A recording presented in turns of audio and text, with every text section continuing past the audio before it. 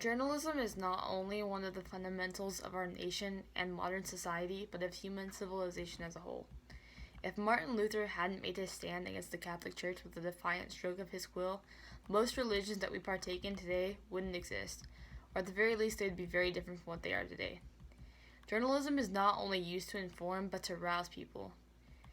This is exactly the reason why censorship is a tricky problem to solve. It's easy to see why the act of censorship can be tempting to policymakers. However, what's even easier to see is how dangerous censoring the journalists of the world can turn out to be. Today, I hope to inform, intrigue, and arouse all of you in the power of scholastic journalism and the perils of its censorship. Journalism plays a vital role that many might not immediately recognize, but think of the book 1984. Why is the book so chilling? Sure, it tackles concepts such as totalitarianism and the intricacies of totalitarian governments. But the real reason that it's made a lasting impact is because one of the main explored ideas of the book is the bureaucracy-controlled thought of the common people.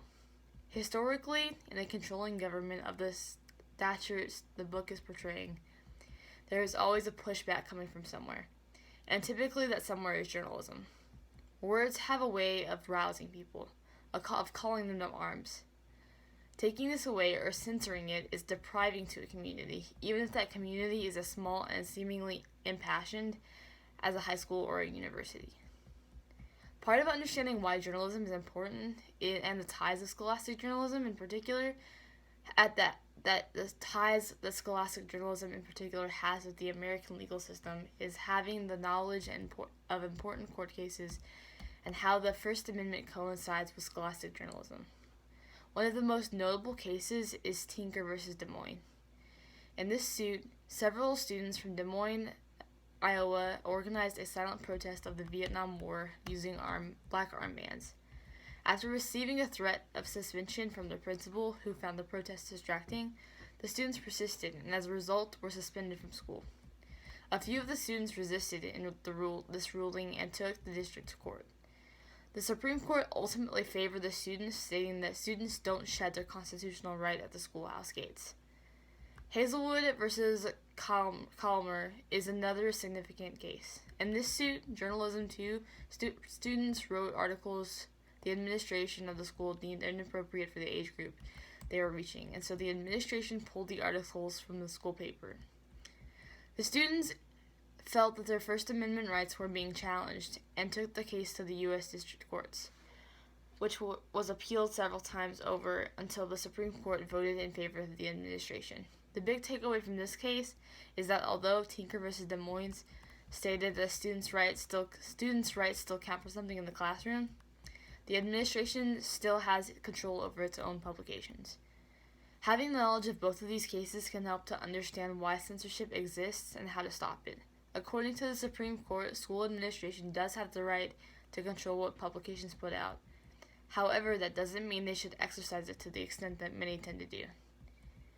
Censorship can be helpful. However, much too often it leads to quiet havoc.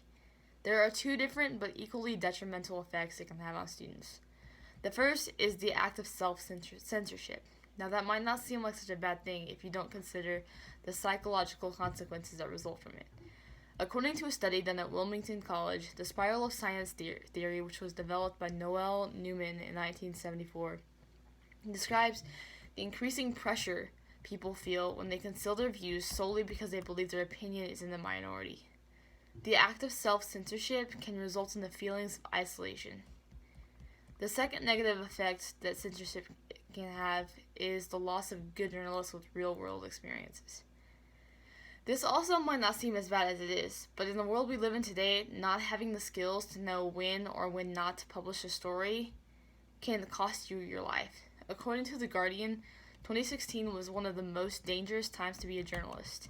In 2016 alone, there were 406 verified reports of violent threats or violations throughout the EU member states and the surrounding areas. By allowing students to experience the effects of controversial stories and the hate mongering that they can sometimes initiate, journalists can have a better understanding for how to go about publishing a controversial article. Because of the power journalism can and does inherently have, The protection of it is crucial. By allowing students to freely develop their journalistic skills in the scholastic level, we can prevent attacks, encourage the defiance of radical government, and embolden the development of new ideas. Thank you.